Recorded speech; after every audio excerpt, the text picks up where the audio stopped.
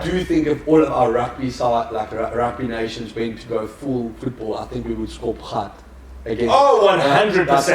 I have no doubt. If you put a Kitself or Damon Williams, like in any position, I don't know the sport well enough to make this comment, but I'm very confident that we would. Now take take Steven Kitsoff, take Irban Etzebeth.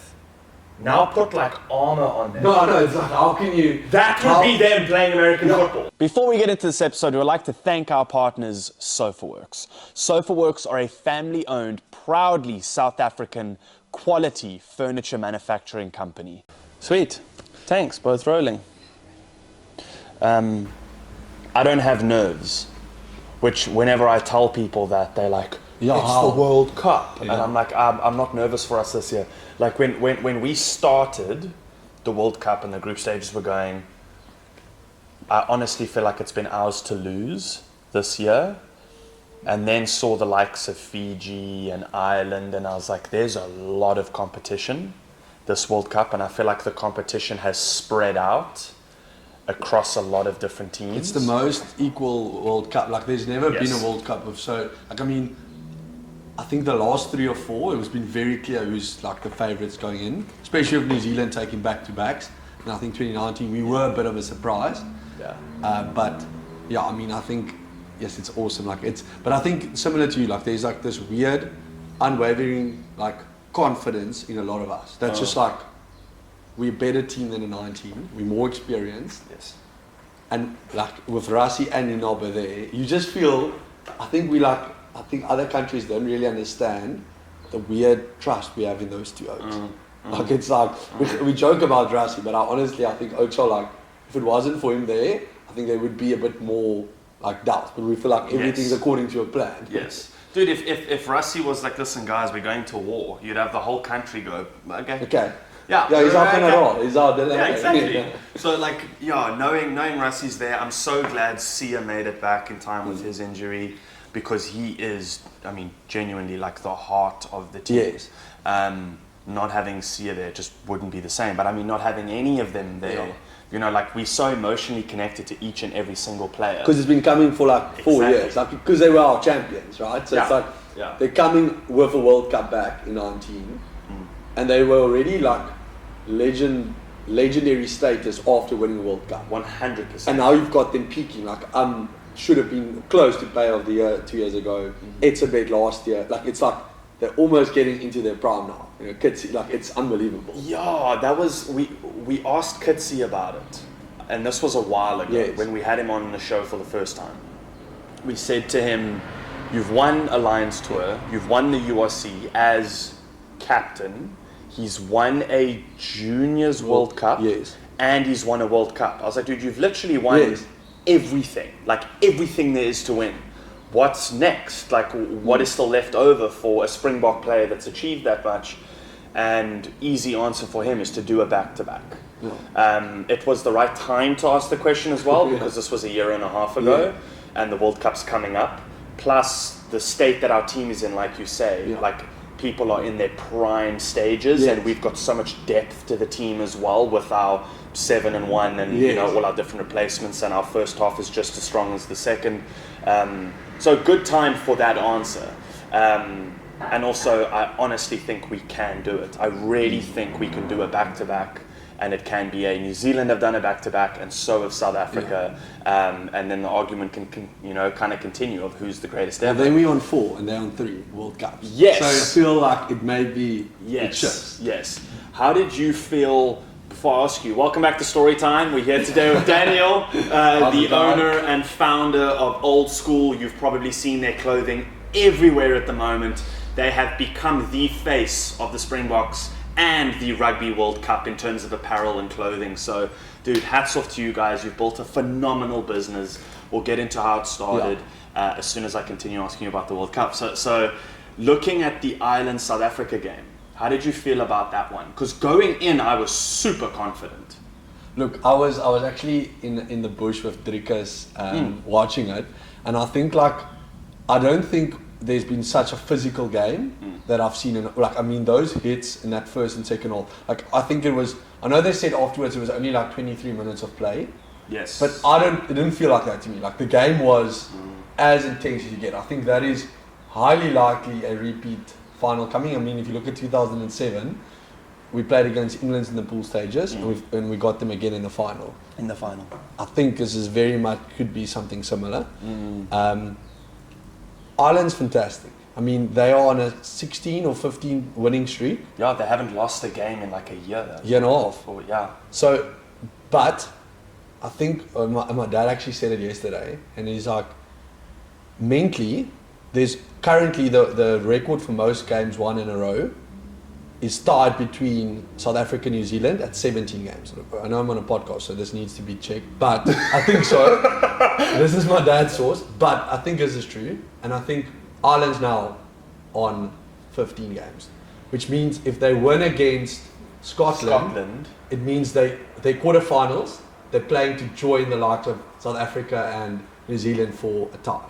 Now, why my dad's so confident is he says a lot of people have tried that record, and 2 or 3 times people have been stopped at 16, 17.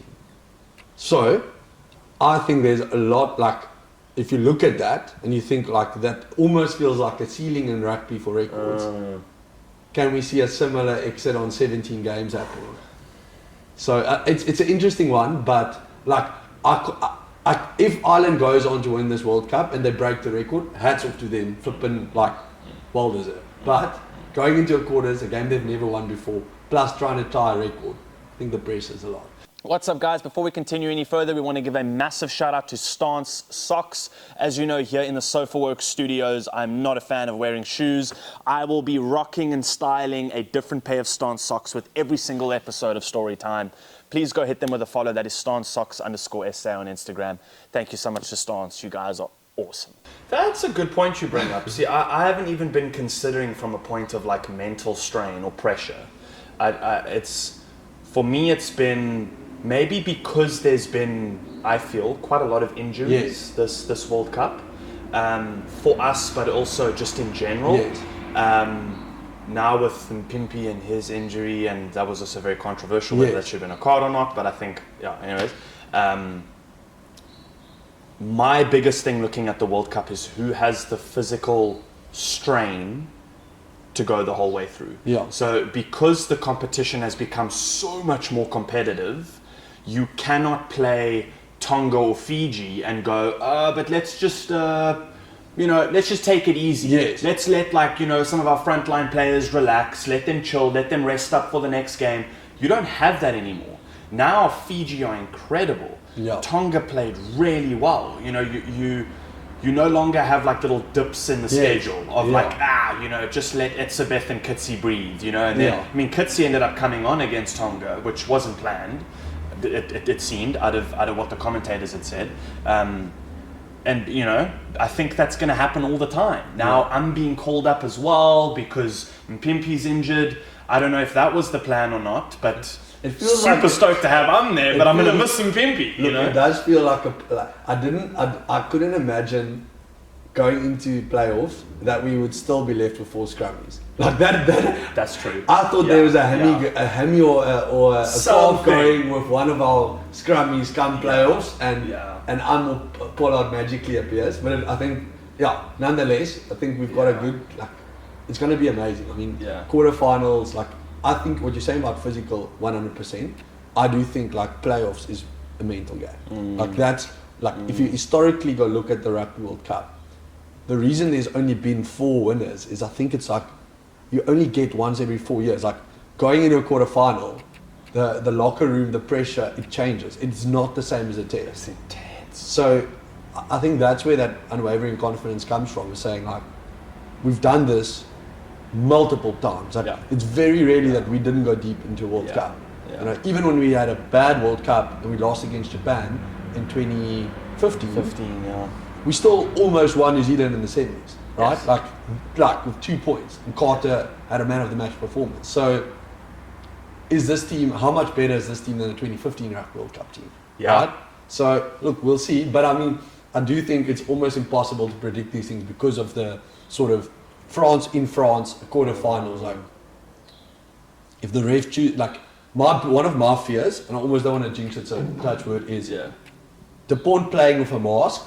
I'm very scared of a very sketchy yellow or red card happening just because of a hard hit on him. Is Dupont actually going to play? Because the last thing I read is that he's done. No, he's back in the squad. Okay. Like, he's back training. I think the odds of him starting against the box, if we, like, I mean, all depends how things play out this weekend. Fair. But the odds of him playing quarterfinals is like 90%. What I'm scared for is the physicality we play with. If that guy goes down, head on head, or like a shoulder to the neck, and it's like, I'm very scared of a red happening early or in a quarterfinal games against their head boy, and like just how that affects us. But nonetheless, like, very excited. I'm super stoked. My nerves have been very rattled this World Cup. And the Sunday games isn't making our weeks better. It's not, dude. Because it's like, it feels to me, you know, I think they really underestimated or just didn't consider, like, we really should have should have hosted the World Cup. Yes. The best thing they could have done is just accommodate our drinking culture for Saturdays and just give us a few Saturday games, right? Like, is that too much to ask for, right? Because there's Sunday 9 p.m s, you know. Or a ball ache, dude. Yes, and you can't, and the problem is justifying it is so easy because it only happens every 4 years. Exactly. But it can't happen every Sunday. Now, potentially again, you know. Sunday. Yeah, it should be more like we should look at the public holidays. If we maybe just give us quarter, semi, and final Saturdays. Yeah. Especially if they put the final on a Sunday. The Monday and the Tuesday are just a write-off. Nothing's going to get done in this country. Apparently, we did not get the chance to host the World Cup because of our public transportation systems weren't good enough. That's what I got told the other day. That apparently public transport was the issue. Because in terms of accommodation, in terms of look at like food and beverage and stadium and like. I mean, we've done it. If we could host the World Cup in football, exactly, you can host the World Cup in rugby. Not to take anything away, but it's a way smaller event than like a football World Cup in terms of infrastructure needed. I think the Cape Town Stadium field is an issue because so many players we've spoken to have complained about the field.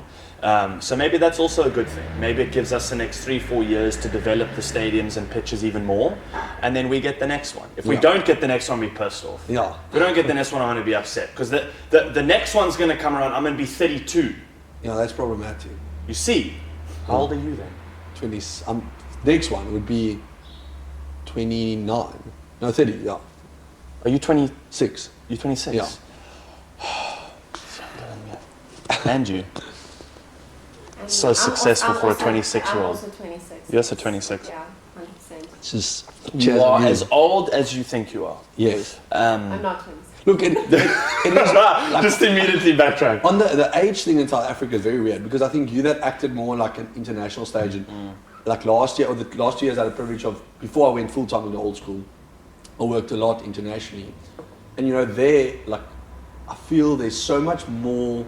Age is generally just a number. Like, because of the Mark Zuckerbergs and those of the world, being a young entrepreneur, like, you are very much respected on that side. I think South Africa still has a bit of that bully mentality of like, hey, you listen to me, young lad, which I think it's very like difficult because sometimes like I'm almost like where I was in the US, I'd sit in a boardroom with like an exec team and I'm there as a lighter, but I'm not scared to say then 25, I would be like, you know, confident. Yes. Whereas in South Africa, running a business at a 25, 26-year-old, you know, like you're almost like, you listen to me, you know, and I'm like, no, like, you know, it's a weird space in South Africa though, because I don't think, you know, because of, maybe it's just because I'm Afrikaans, that could also be, but I feel like that, like, hierarchy, you know, I still call my dad's friends work, you know, but like, I've got people their age working full time with old school, and I don't call them work, you know. Eh?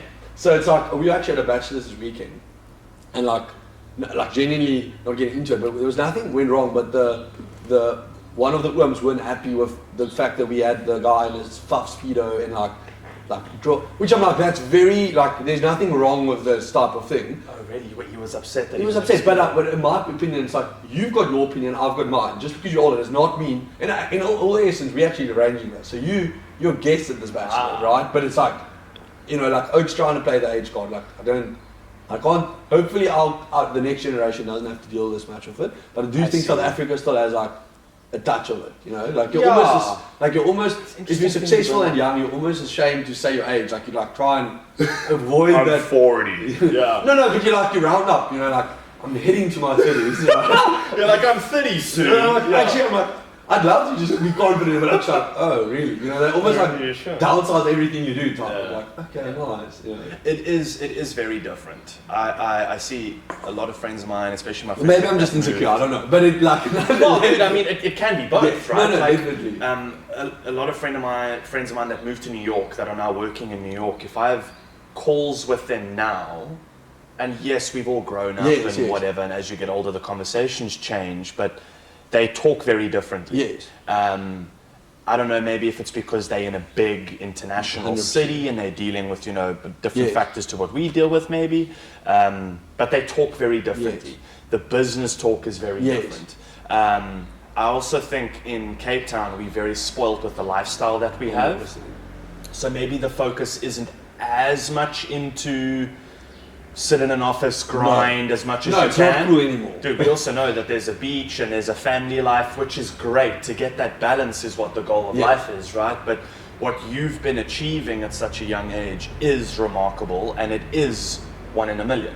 I don't know if you want to explain to people, how did this all come to be, to what it is right now? Yeah, look, I mean, it's.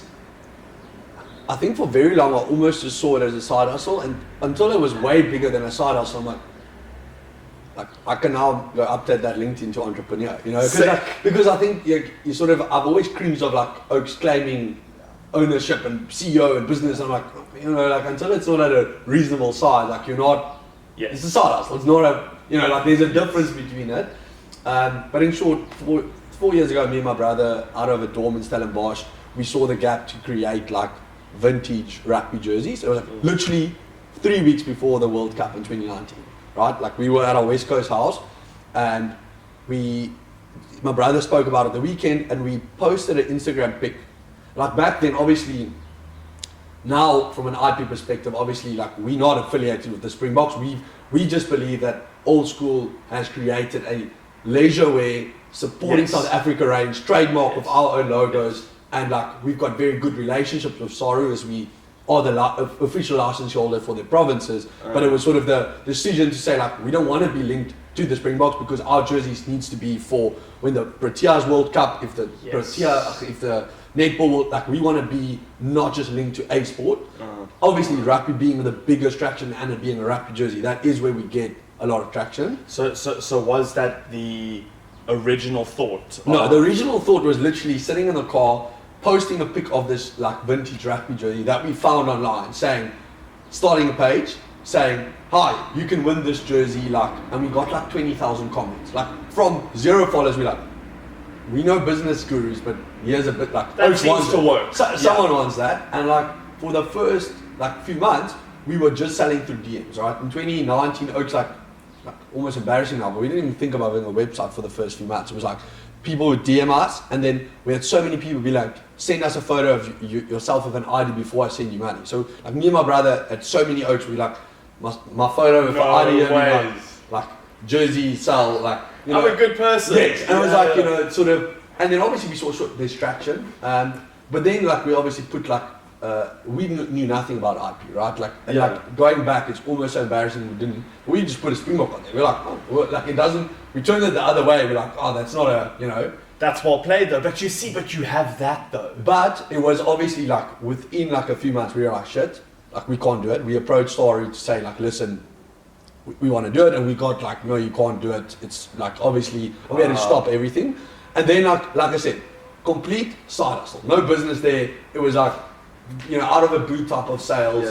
And then I obviously went to go work full time in Joburg, which I think the contrast between Joburg and Cape Town is massive. Like I think and there I sort of like worked for a very big Jewish tech company and got the opportunity to build a huge business for them. Just lucky, right time, right place, nothing special about me. But I learned so much business principles, and I was like, you know, like yes, we can't do that jersey, but like what? Knowing the e-commerce knowledge I was gaining there, I'm like, there's a gap like in the South African, like being proudly South African. It's like such a inherited root for us as South Africans, is loving our country. I think like other countries don't understand, although there's so much shit happening in this country, we still love South Africa. It's like this weird, it's a love-hate relationship. I think if you're not from here, you don't understand. But wearing green and gold, right, that was like, it's in the us. world.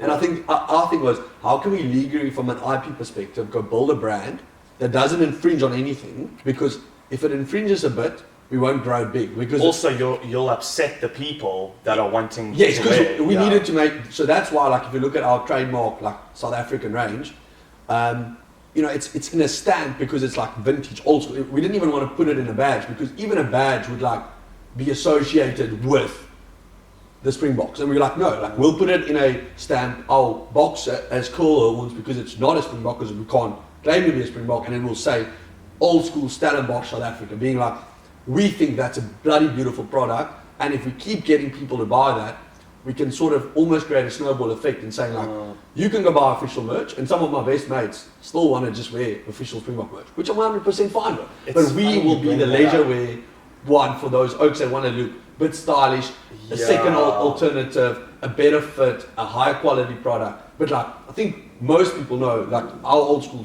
products, it's not associated with Springbok. It's very clearly our own brand. But it was for us, it's saying, what can we do so differently that even if it scales, like we are IP-wise protective, knowing like we've done everything from our side to mitigate the consumer thinking it's a Springbok product, right? And I think that is where it started. We didn't expect the brand to become the sort of cult-like uniting the crop top, the SA flag, the, you know, it's Dricus and Stillnocks, and just the leisurewear range has been like, but wait, Oaks actually love the fit.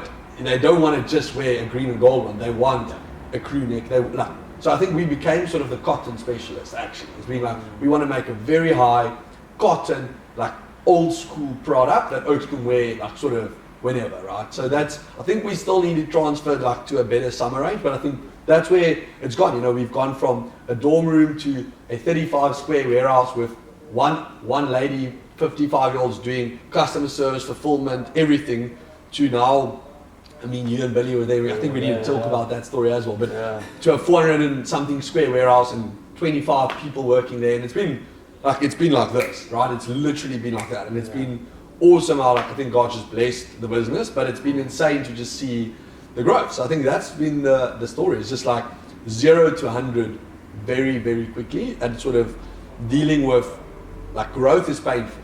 Like it's not this, you know, Oaks see the front end, but the problem is the back end. Like it genuinely, that with growth pains in a small business is so hard, right? And I think it's been like the sleepless nights coming from like trying to know that when you are doing thousands of orders, there will be people that's upset. Like that is like in life, not everyone's going to be happy. But my problem is like it's those 10 or 20 people that's making bad reviews that's keeping me awake at night. And I think it's like it's so difficult to grow now to a point where I don't care. I don't think I'll ever not care, you know. But it's been but also because it's your baby. Yes, right? no. It's your brand, it's your product, and anyone that listens to you talk about it like this will very quickly pick up the fact that there's love in it, and there's passion in it. You know, your goal's never been to take over from the Springboks. No. You know, like your goal's been, like you said, to build a leisure brand that supports the people of South Africa. Yes. Which is exactly what it's done, because you provided people with an outlet to show support provincially, nationally, whether it's, you know, like I see so many guys buy like a Lions jersey and then they're buying green and gold jerseys for the World Cup, and then they're buying a Stillnocks jersey, you know, because Dricus is about to fight again. Like that's what you've done. And it's, you know, I was telling you earlier about the opportunity we'll talk about later as well. There's so many facets and different industries you guys can move into because it's quality. Yes. Sorry, I'll cut that. I hate coughing on camera. Wanted to ask you as well, when the business was growing and you were going from small to bigger, going kind of going through, other people listening to this conversation, hearing you talk about business, what would be your advice to people saying, because I'm sure you went through stages of doubt, of is this going to work, is this not going to work, and like you said, because change is uncomfortable, maybe moving into a bigger warehouse was uncomfortable, and you're going, Can we afford the new Yes. warehouse? Will orders follow? Summer's coming up. You've got to change according to Yes. season. What to you have been the growing pains that you've had to learn to overcome that can serve as advice to other people? I think the biggest growing pains is sort of the aftermath. So we've been lucky that the growth just came. Like it's not like, and I don't think everyone always gets that opportunity where it's like it's just growing quickly. I'll give you an example. If you're sending 2,000 orders out in a week, it's fantastic. Like you get more people in. Like it's difficult, so that's a growth pain. But you get 10 more people to pick up back. You try and build processes. You hire more people. You get it out. You clap hands. You're like, we're done. Next week, 200 people say, the jersey's too small or too big. Now we're like, but wait, 200. We used to 4 or 5, like 10 returns. Yeah. And then so it's like the aftermath is like, and then there's that's like it's almost it's like layers to an onion. It's like each part of the business back end wise suffers as you grow in the front. So I think and that was an error, but I think it's like it happened so quickly. Is like when growth pains, I would say, is just go draw that picture of like as you grow, what will get affected, because growth usually affects a few layers, and I think that was like a fault from our side. Is we had like a 2 weeks where customers our Facebook review, like we have like 1,000 positive reviews on our website because that's where your fans go. Yes. But on Facebook, it became like a complaining platform where we have over 1,000 like reviews. Legit, our average review there is like 4.85 or 4.9. But on Facebook, we dropped from 4.5 to 2.4 in a week, average review. Because like it was 20 or 30 mad tunnies that didn't get like exactly what they ordered, or the exchange process got them like waiting, which is completely our fault. But it's just that, like I think that was from our side an error of being like, wait, we're growing quickly, we hired a lot of packers, we need to make sure like customer service at the same time grows. So I think it was like more we were putting out fires, we're basically firemen, instead of sort of being, wait, what would get affected and do it accordingly, right? So I think that's what the growth pains. I think your first question that you said, like just what would you recommend for someone that's like that risk of like growing? I'm still very like pro on the idea of a lot of people just don't take action. Like they've got this idea and they just don't do it. Like they've got an idea and they're like, I've got a full-time job or whatever.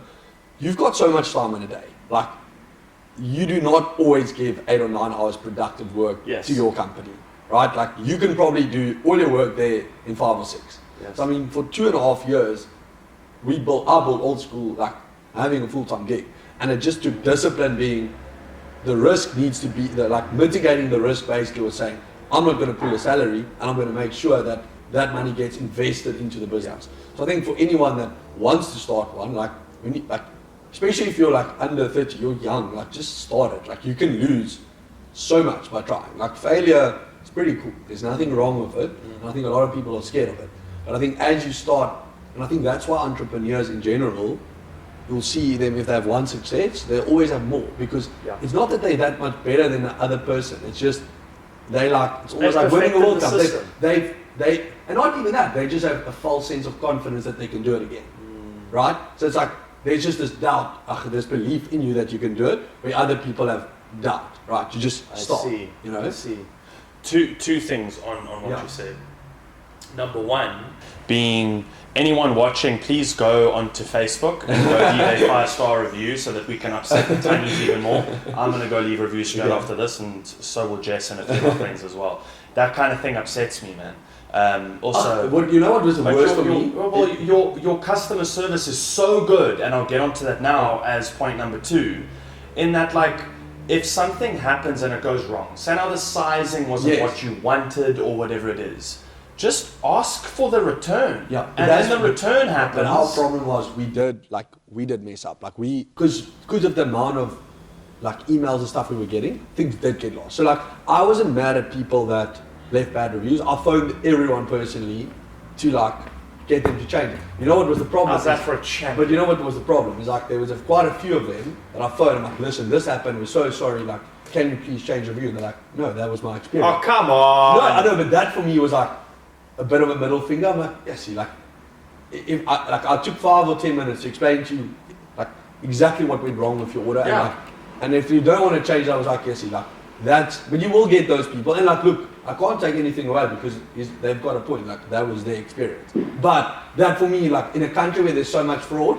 like bad reviews in our country, like people run away because there's so much corruption anyway. So yeah, that was like a bit of a weird one. But like I said, that's how you learn. And like, to be honest, can't be mad. I'm not having sleepless night about it. It was just like a minute of sour grapes. You know.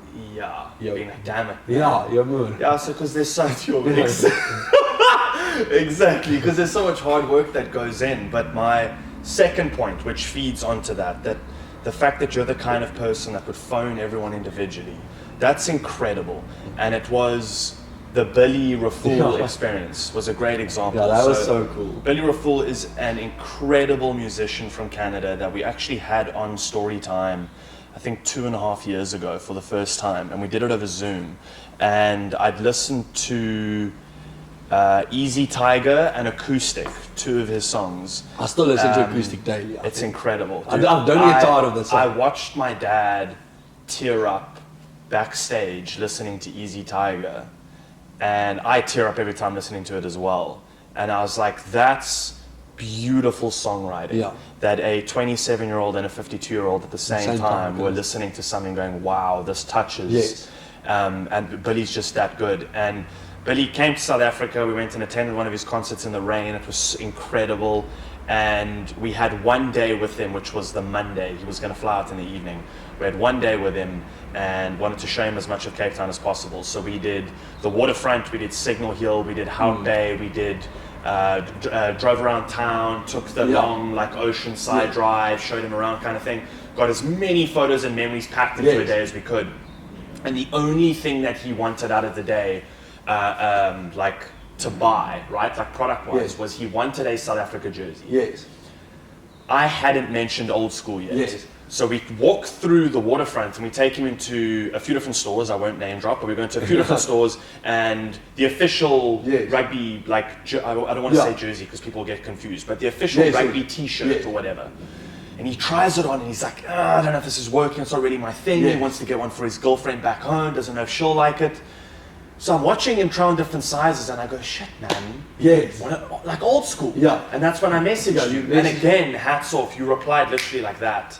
And we had 2 hours to get Billy a jersey, to get him to the airport and to leave town, the waterfront, get out of the waterfront and get everything done. And you're like, no, in Somerset West, head office, factory, pull through here. So I'm like, okay, everyone in the car, we fucking race out of Hout Bay. Drive. We like literally checking the time every 5 minutes. Are we going to get this guy back to the airport in time? Pull into the factory, and obviously you gifted Billy, which every single South Africa game that's happened, I think there's been 3 since Billy's left. Every game he's messaged me during the game that he's watching it and he's in his old school jersey. And I was like, dude, that's just a legend of a human. The fact that he would go out of his way to watch something that he knows means so much to me and you and to the people of South Africa, he watches every single game. And the fact that you were so open to going, because you didn't know it was Billy Raffoul. I think Oaks you were so open to being like, Oaks actually wouldn't like believe our naive, but also like that this story is 100% true. But I mean, the irony is literally a week before that, like I'm a big Billy fan. But I listen to his music. You know, like when you find an artist on like Apple or Spotify, you just start listening to their playlist. But I don't go watch his music. I don't ever watch music. I just listen to it. So I knew Billy had I knew his look, and I actually bought tickets to go watch him in Joburg. And my best mate is the biggest fan, so I gifted it for him for his birthday. Sick, I mean, you saw the screenshots. Like this is legit. Yes. And then Billy, you came with Billy to the office. You didn't tell me his name, Billy. I spoke to Jess and I was like, who's that? And she's like, oh no, it's a Canadian artist. I'm like, but I was just so busy. I didn't even ask, who is it? I was just like, cool. But the best part was that and I'm so glad because the worries I would have had, because he wanted to pay. I don't know if you remember. He's like, can I please pay? I'm like, no. And then I just felt like extra generous. And I gave him another one and I was like, I'll just take it. But the worries I would have had being like, yeah mate, it's 9:50, bam. And then the night I realised it was Billy, I would have been like, nah. And my fiance would have been so mad because we're such big fans. And I didn't know, so I was like, it was so sick when I'm like that afternoon, I'm like, because you posted this one, I'm like, why is he taking Billy Raffoul next to me? Yeah, dude. I'm like, you know, like that Matrix moment was like, oh no.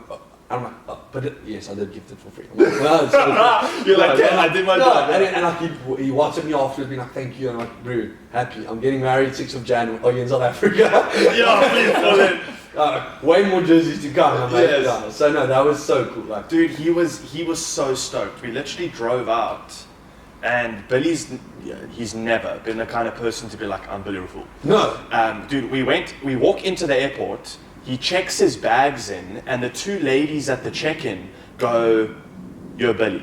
And he's like, hi, nice to meet you. And we standing like a couple meters away.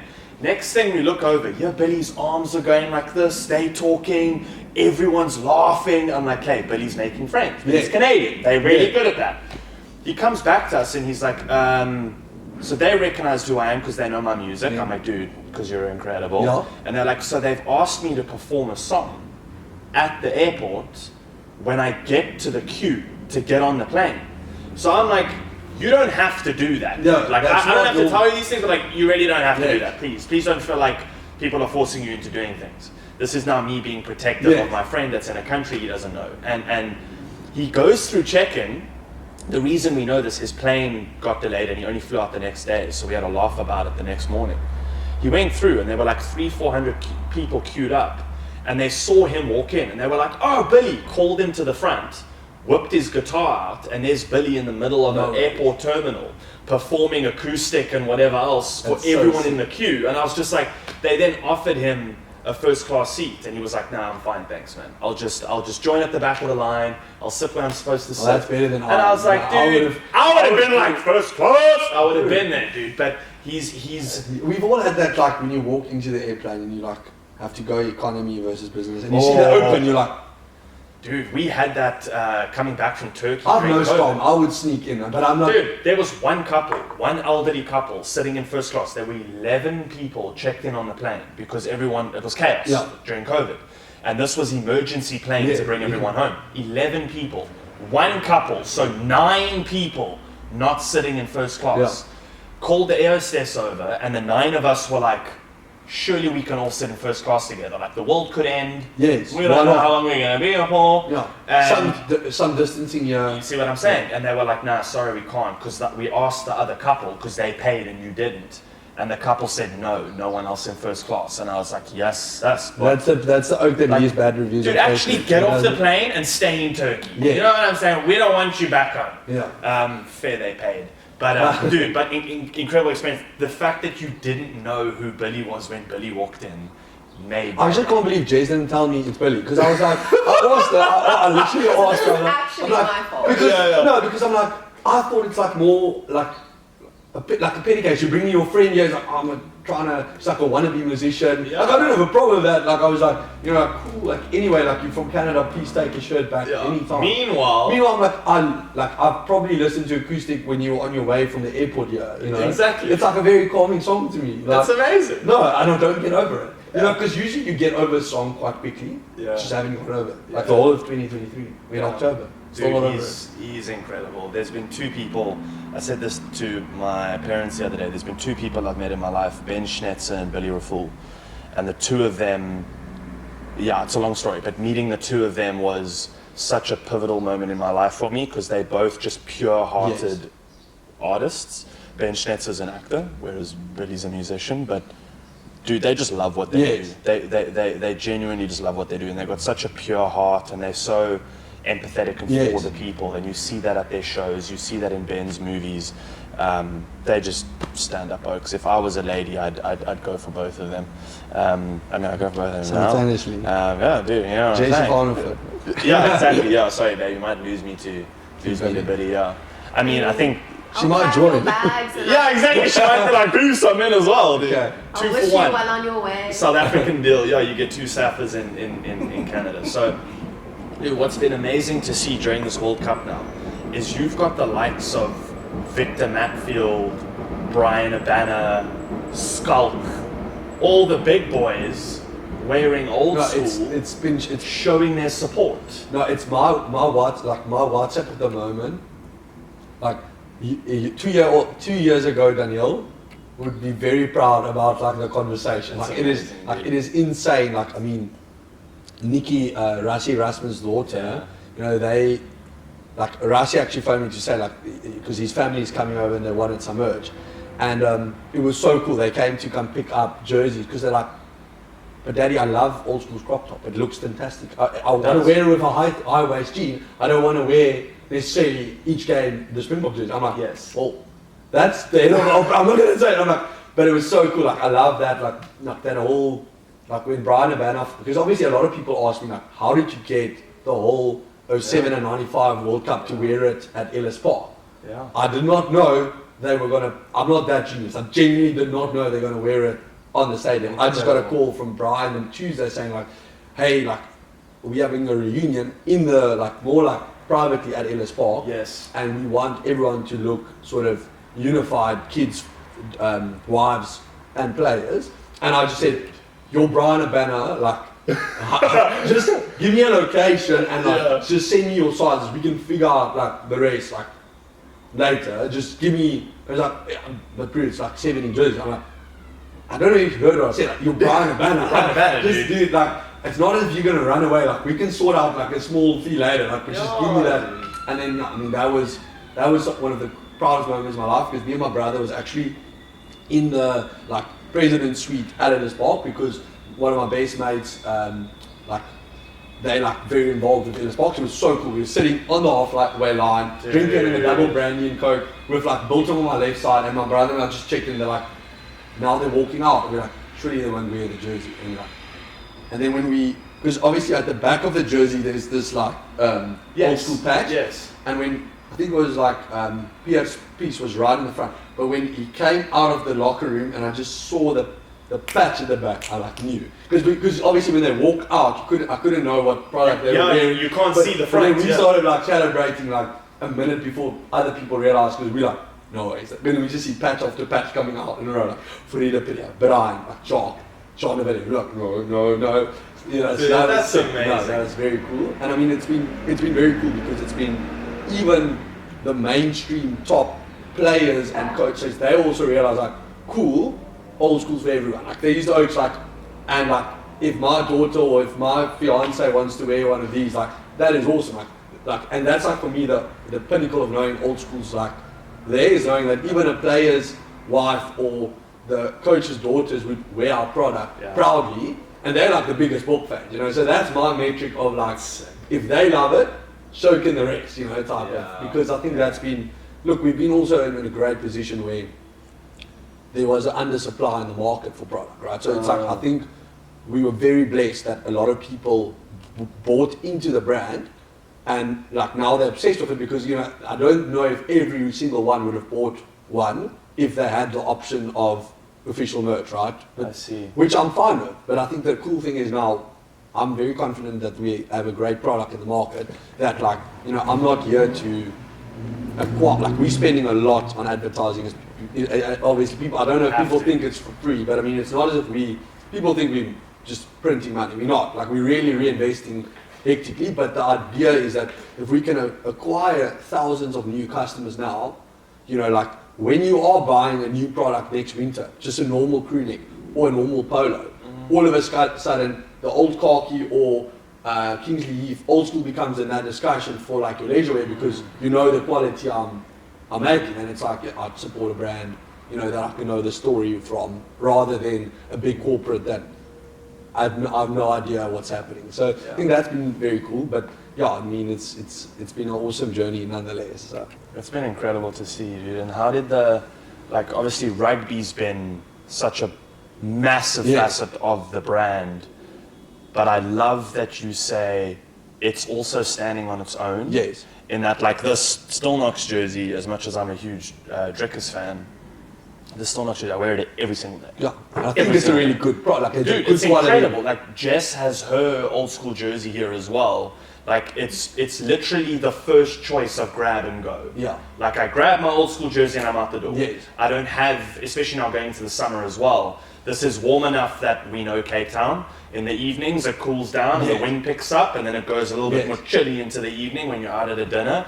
And then it's also formal enough that I can wear it at the dinner. Throughout the day, it's like strap around my waist, throw over on my shoulder, and I can have it go. That's the idea now is, and I think that's why we're late, because technically if you launch a summer range, it should be in shops end of September, latest.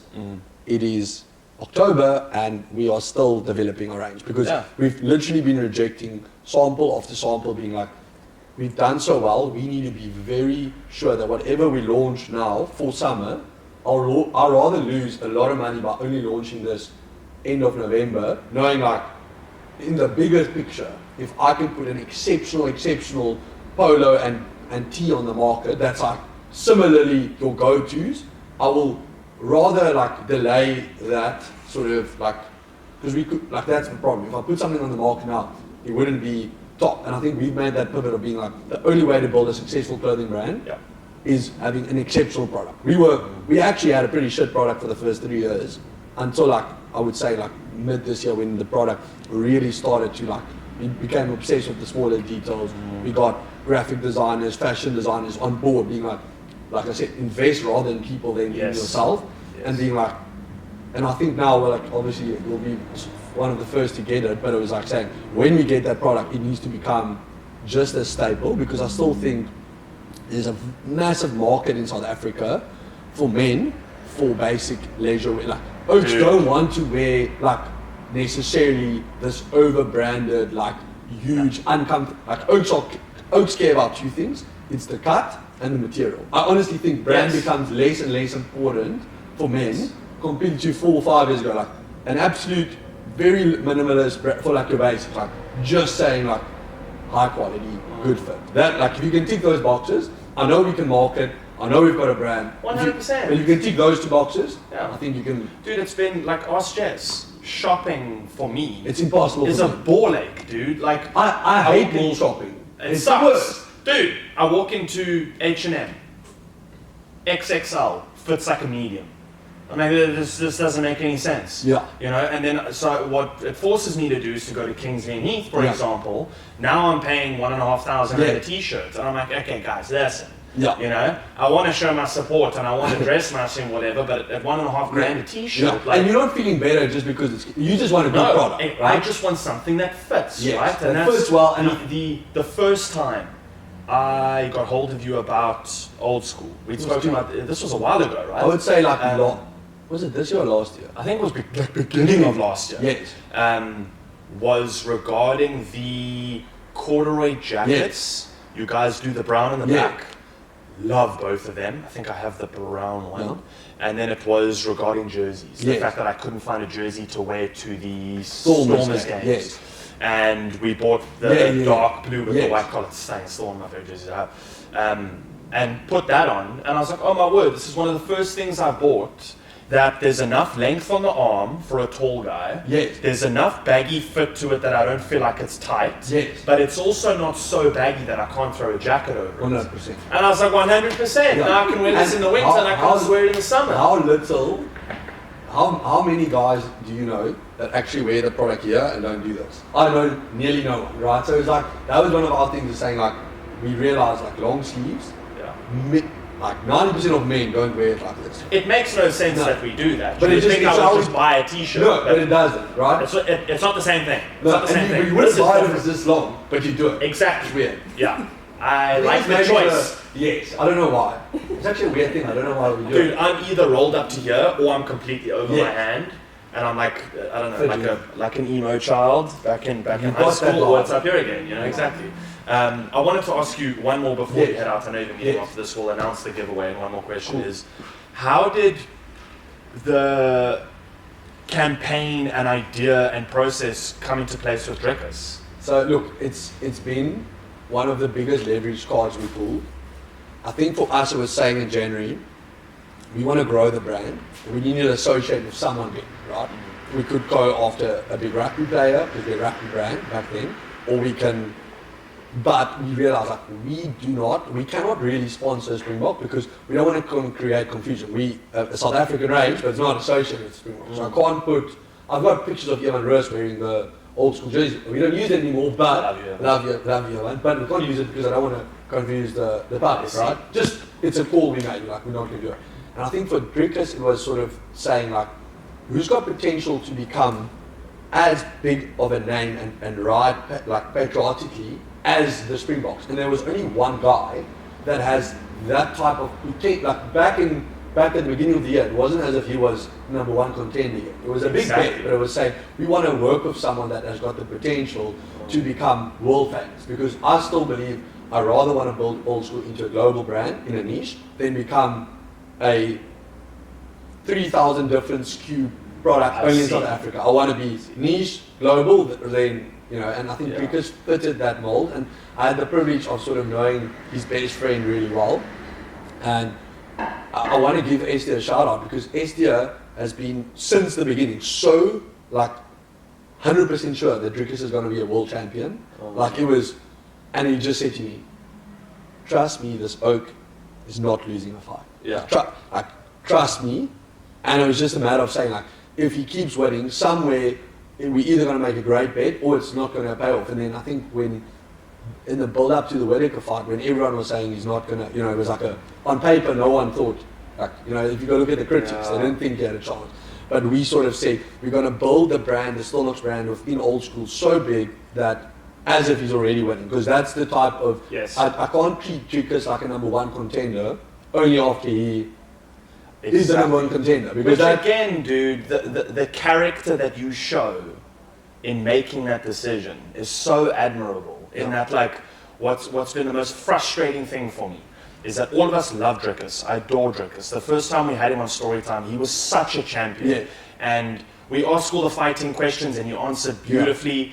As soon as I asked about Bryan, you saw him light up and I was like, this is a South African. He's the most like South African such a boykie. And like I think like it's just like if you like especially like in the last few months having the privilege of starting to know better, like there's very little oaks of the value system he has and like just a moral compass of like what he believes is right and wrong and like honestly sticking to it. Like I think there's very little oaks. Like I'm very envious of his inside circle because the people closest to Dricus, he will, you know, he's a ride or die oak, like very black or white, like, and I think he's a great example of like what I think actually our South Africans are, like, or what we believe the best of us to be, and that's like value driven, hard working as nails, like tough, not scared of anything mentality.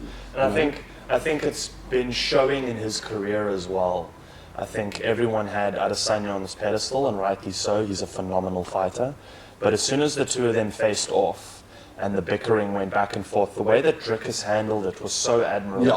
Yeah. He's challenging him, he's pushing him, he's throwing, you know, rumors and ideas that are coming out. He's throwing them forward and going, this is just what I saw. Yes. You know, but he's handled everything with such a humble attitude. Yes. Adesanya tried to steal his shine. And ironically, I think he got more, like Adesanya only like fueled a fire to unite South Africa behind him. I really think he did. And chatting to Dricus, I only have good things to say about him. I speak so highly of him. I admire his career, and what you guys have done with Old School and him just makes everyone so proud to be South African and to like wear the merch that supports him. And to go back to your comment of don't treat him as number one only when he is number one, is that him beating Whittaker, the world kind of shut up in terms of all the negative comment, and there were still some doubters. There were still some doubters that, Whittaker's, he's been around for a while, he's a little bit tired, he's a little whatever, it was a lucky shot, it was whatever, which was such garbage. When you look at how much planning goes into the behind the scenes of winning a fight, you'll know that it's never just a lucky shot. There's always a chance that one hits the other, just the perfect way, but that way of connecting has been planned by watching footage and training and planning. And once Adesanya lost, people started going, Dricus is amazing. Yeah. And I was like, you can't do that. Yeah, you can't change your narrative every... Exactly, because your golden boy is now lost, that loss was like, what's going on here? I don't think anyone... Adesanya losing to Strickland was like, what's going on? But it shows you that he's also just human, and sometimes a loss happens. It doesn't take away from the fact that Adesanya is a phenomenal fighter, but it also doesn't add or take away from how incredible Dricus is. 100%. I think one thing that for me is interesting is sort of obviously the reports that came out that Adesanya was caught for drink driving. I saw that as well, That's 3 weeks before his fight. Eh? Yeah. Like, look, I'm not all I'm saying is like when we hosted that big Still Knocks event for Dricus, that was more than a month out before his fight. It was literally just about him. We had all the media there. It was that was in it was, Joburg. yeah, an incredible event. really It was wanted to go really amazing. Dricus didn't touch like a top that night. And that was a month before his fight, launching his documentary on Supersport, like just celebrating him. Like that was the type of discipline that Oak had before the World Cup fight. Like just sort of contrasts of like preparation if you look at it. So it's also when Dricus says I will be world champion, when Dricus says I will fight this person and I will win, I genuinely believe him. Yes. One, because half of me is terrified of what he could do. Yeah. The other half just because I've got so much respect for him as a South African that he literally stood up and said to the whole world, watch this. Yes. Tired of being underestimated. I'm tired of people looking at South Africans and going, oh, we're just a small little third world country. And sometimes we get undermined that way. Yes. And it happens. And like, to give it relevancy, look at what Fiji are doing in the World Cup right now. Yeah. Now everyone's going, go Fiji! You know, like, just because we're a smaller country or we're not this like northern hemisphere superpower doesn't mean we don't have talent. Exactly. And Dricus is right at the forefront of proving the fact Yes. that South Africans And are bulletproof. UFC is actually one of the only true global sports at the moment. I mean, if you look at all, like rugby isn't completely fair because the talented like Americans are mainly playing football. Fair. That's a very good point. I do think if all of our rugby side, like rugby nations went to go full football, I think we would score Prat against. Oh, 100%. I have no doubt. If you if took you this, put a Kitself or Damon Williams, like in any position, I don't know the sport well enough to make this comment, but I'm very confident that we would. now take Dricus, take Steven Kitsoff, take Irban Etzebeth. Now put like armor on them. No, it's like how can you? That would be them playing American football. Like, how do you think if they can't even tackle Damien, what meters is that going to make? Exactly. On the football field? Yeah. You know? Imagine we put a helmet on Steven Kitsoff. Yeah. Imagine France staying kicking. Yeah, exactly, dude. Like, I'm in, dude. France Stain's team would literally just be a kicking team. It would just be like, we kick from anywhere. Yeah. What? And it's always in front of the post. It's always in front of the post. Like, that's not a difficult one to do. The angles are slightly less difficult. Yeah.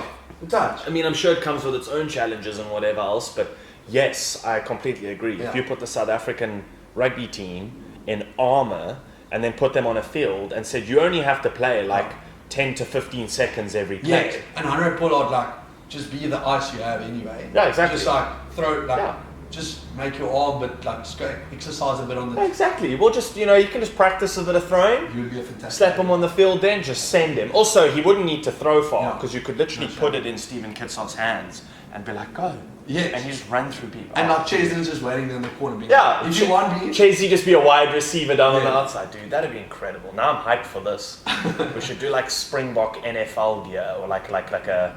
I would pay a lot to watch that. But yeah. Dude, that'd be fine. That's what happened. Her family brought back a Green Bay Packers jersey because they live there, right? They live close to Green Bay Packers. But also the Green Bay Packers are green and gold or green and yellow. Yeah, which is literally South Africa colours. So that became my team of support. Mad. But that's been a lot of fun. So before you head out, Yes. is there any announcements, releases coming up or anything that you want to announce for it? The summer season coming up. Look, I'm sure there's a lot coming. Yes, I think all I want to say is like I think it's been incredible seeing how people like support like a local South African like startup, and it's just been for everyone that's bought into the brand. Like, just thank you. Like I think it's been awesome to see how we can create jobs in the warehouse, how we can build like a team here, and I think it's been such an awesome experience. So yeah, I think it's like for everyone that supported, thank you so much. And I think it's just knowing now that like we hopefully have that trust for them to come back and to come try more and to be critical, because we are still at a stage where if you have comments, we want to listen. If something's not fitting right, tell us. Because we're small enough to like still fiddle the needle a bit, right? So yeah, just thank you, and Josh, it's so like being on here and just chatting with you, and thanks so much. Dude, you're definitely coming back on soon again. Yeah, it was a very lucky convo. I would love to do a like game review with Yes, you. no, it would be awesome. I'll come out wherever you are. We watch the game together, and then we Yes. sit down and do a little bit of a rugby review, bro. That'd be a lot of fun. No, it's But, mad. We book. Me and my brother's going to the quarterfinal, but it's like it was very difficult for us because we had to make a choice. yeah. Do we book our flight back after the final? Or like how do you do that? You know, so we contemplated and we came to the decision. We cannot book it after the final because if we do lose, I'm not saying we are, but we need to be realistic. Like it is a very tough game playing France. Yeah. The pain of paying double to change your flight 2 weeks earlier would be unbearable after that, with all those wounds, to change your flight. Fair. If we won and I need to change my flight later, the amount of like remorse for not trusting the booker would also be too big to move it out. So we booked it one way. We just like, that is for us. Oh, so you just booked it one way? We booked it one way. We booked So it we one way. basically made no choice. No, yeah. our choice is that our wavering belief is high enough not to book anything yet. Okay. That was like, I feel like that was like the chartered accountant in me that did the calcs just couldn't book it only after the final and then take that knock. Okay, So fair. we'll see. But Dude, hopefully mine- I'm only coming back on the 29th Of October. Mine is going to be because we cutting down for set again for something happening later in October and in November and stuff. We off booze at the moment, and I'm just craving a bomb squad lager while watching the game. So I need to see the time of the final. I'll go no booze Till the final. until the final. Yes. Because I'm confident that we'll make it to the Yeah. final. And then we can have a weekend where you in a brow house, Yes. for example, and you're Yes. amongst all the fans, and that's just my favorite thing amongst the people. Yes. And we'll celebrate for 2-3 days Yeah. again, like we did last time, and just enjoy it. But dude, enjoy the travels, enjoy going overseas. Yeah, very Thank you excited. for coming in. Like I it really was. appreciate you. It's been incredible to see you as a young entrepreneur using his pride for his country Yeah. to make such an incredible product. So Awesome. hats off to you guys at Old School. Go check out their website, check out their Instagram, check out their Facebook. Please leave positive reviews. Make any orders you want. Every single product I've ever had from them. I'm currently sitting on 5 products with you guys now. Every single one's been absolutely incredible. Thank you, Billy. Thank you to all the Springbok players, ex-Springbok players, and all the supporters that support Old School. You guys are incredible. Shout out to Dricus. We are so excited for your next fight. Cannot wait to see you kick ass. And yeah, keep supporting the Springboks. Shout out to them. This World Cup is ours.